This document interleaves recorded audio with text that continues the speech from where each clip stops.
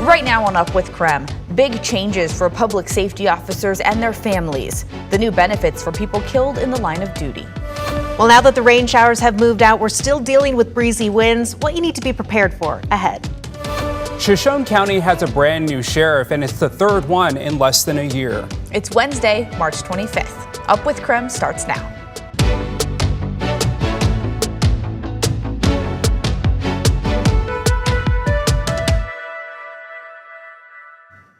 Good morning, 6 o'clock here on your Wednesday. Thanks for starting off your day with us here on the show. I'm Tim Pham. And I'm Nicole Hernandez. We want to start with weather with Jenny Power this morning.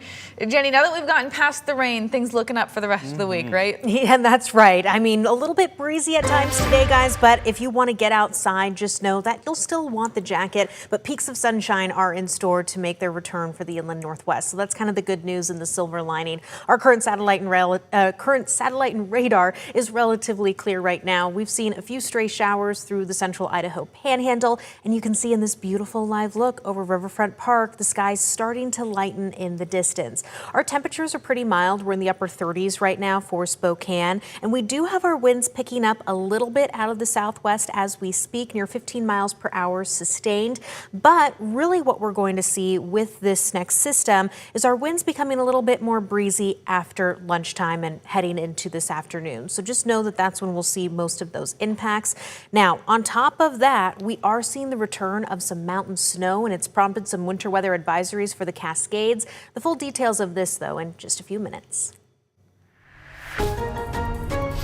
Here's a live look at the traffic impact this morning from I-90 and Freya. Dry road conditions as you get going here on this Wednesday morning, and smooth conditions in terms of traffic. We're not seeing any impacts at this hour. If you are headed out the door right now, you should be doing just fine. If anything changes, we'll be sure to bring it to you first here on Up with KREM. It seemed a little unfair, and with the Congress people getting paid and they're not coming to an agreement, it's like, what is going on? You're kind of messing with people's livelihoods.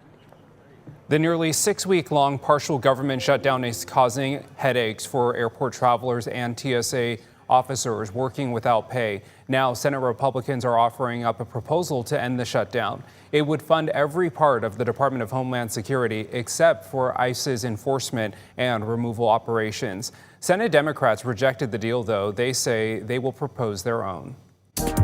New developments in the Iran war. Hundreds of American troops are getting ready to be deployed to the Middle East. It's about 5,000 people that will head there in the next few days. That's on top of the 50,000 people already there. And despite this, President Trump says the U.S. is negotiating with Iran to end the war. New on Up with KREM, Shoshone County commissioners have named Sean Weir as the county's next sheriff. This comes after former Sheriff William Eddy resigned earlier this year. Some commissioners raised concerns about Weir, saying he plans to seek election to the position in May. They say if he loses the primary, the county would have to fill the position for a third time in about a year. Weir will be sworn in as the Shoshone County Sheriff tomorrow. Happening today, the Idaho Transportation Department is holding their second annual litter cleanup day. KREM 2's Brandon T. Jones has been making his way towards that volunteer check-in area. So Brandon, where are you and what should we know? Good morning, Tim, Nicole. We are here in Athol right now, getting ready to hop onto Highway 95, US Highway 95 here in Athol. They're going to be doing a cleanup from Athol to Coeur d'Alene, and last year ITD says they collected 376 bags of trash. So that's a lot of trash. In total, that's about 13,000 pounds of trash that they hauled away from this particular highway. And this is the second one that they have. We'll flip it around and show you. We're getting ready to hop onto that highway right now. So we're going to be making our way down south. The check-in process for this particular cleanup begins at 7 a.m. We'll try to speak with ITD officials around 6:30 or so. And they said the cleanup is going to be taking place from roughly that 9 a.m. frame to about 4 p.m. So if you're interested in signing up, you can just get registered on the ITD website. You get registered, you go down to that check-in here in Athol and get all situated. And they're also going to have you covered with trash bags. They'll have safety instructions on deck and then some safety vests that you can wear out here as well. And then one more quick note, it is a busy highway, so they're asking for volunteers that are 16 years and older. Again, you can register on the ITD website. We'll flip it around one more quick time to give you an idea of just how long this stretch of road is. And with that means a lot of debris, a lot of litter can eventually start to pack up. So as we head into these spring months, heading into the summer, this is just a goal to get things cleaned up as much as they can. So we'll have more details, we'll have more information as the morning continues to go along. But for now, live here in North Idaho, Brandon T. Jones, KREM 2 News. Thank you, Brandon. Lakeland Joint School District Superintendent Rusty Taylor is on paid administrative leave this morning. He will be on paid leave for the rest of his contract, but won't explain why. He said, quote, "This is a personal matter. We cannot provide further details at this time," end quote. The board had just hired Taylor last June. And while we don't know much here, we were able to talk with the new interim superintendent, Jake Massey. I hope that we are able to share more information sooner rather than later about how we plan to move forward. Our goal is stability moving forward, and we're going to continue to try to do the right things for our kids. Massey says their schools will keep running like normal. The families of Idaho public safety officers who were killed in the line of duty will soon see increased death benefits. House Bill 642 comes in direct response to the June 29th ambush on Canfield Mountain that killed Battalion Chiefs John Morrison and Frank Harwood. The newly signed law changes that catastrophic death benefit from $100,000 to $500,000. It also creates a $75,000 annual pension for surviving spouses. Chief Pete Hawley with Kootenai County Fire and Rescue says this will make a huge difference for Frank Harwood's family and his wife. This is huge for her and her family. It provides a layer of relief, and it doesn't make anything that happened in her loss any less, but it definitely helps when she's navigating the future. The law will apply retroactively, meaning the families of John Morrison and Frank Harwood will receive these benefits. Washington Governor Bob Ferguson is signing some big bills today. One criminalizes unauthorized data sharing and makes sure voter information stays private during elections. Another gives Spokane's waste-to-energy facility an exemption from the state's Climate Commitment Act. Local lawmakers say they are still committed to reducing emissions, but it's an important facility for us here in Spokane. Also, a study from the Washington State of Ecology says compared to landfills, the facility has a bigger net reduction in emissions. And taking a look at your forecast, I wanted to show you this live look up at Silver Mountain this morning. It is a beautiful sight. The sun is starting to rise as sunrise is officially set here for 6:46, but still the sky is lightening. It's going to be pretty mild as we're waking up temperature-wise. We're right now in the upper 30s, and we are sitting a little bit breezy through our valley floors. Winds from the southwest near 15 miles per hour sustained. We are going to see the return of winter weather conditions, though, over the Cascades this afternoon and overnight tonight. In fact, Snoqualmie Pass is looking to pick up about 4 to 6 inches as these winter weather advisories expire at 5 a.m. on Thursday.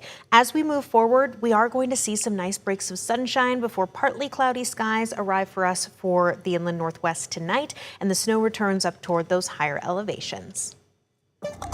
New at 6 o'clock, an Army First Sergeant from Joint Base Lewis McChord stepped up to save the life of a fellow passenger aboard his Southwest Airlines flight. As Maddie White reports, things may have gone south without his bravery.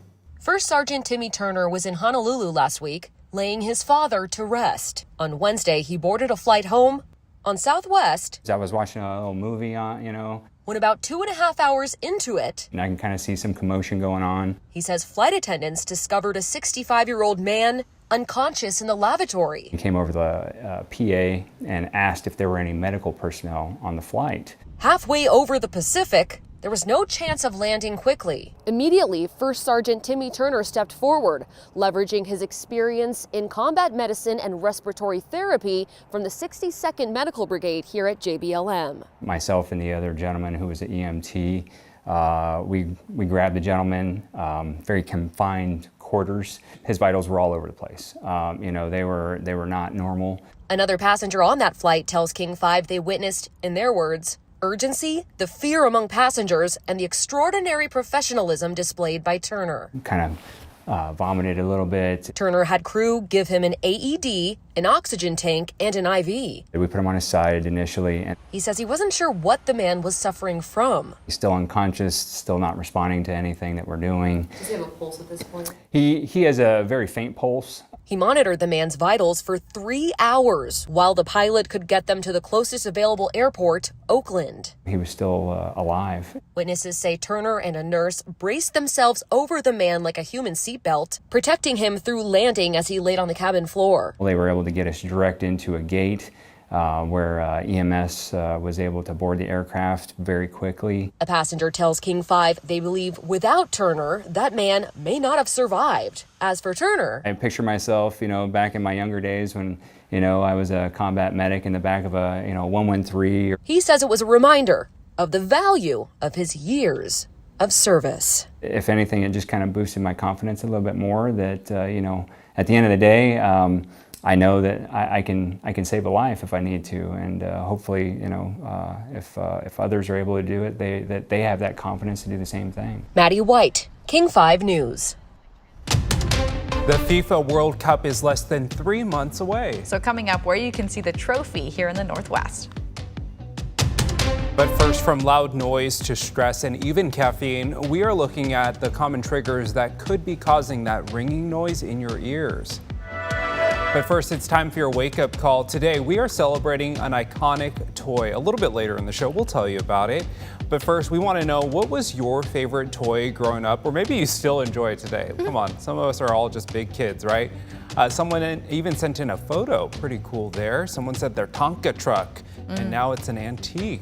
And someone else says their favorite toy was being out with the horses, cleaning up or just talking or feeding the horses. That sounds like a great life. All right, Gumby and Pokey. I love Gumby.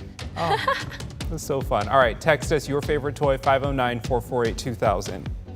And here's a quick live look this morning right over Silver Mountain. Look at that. Some blue skies. We'll be right back.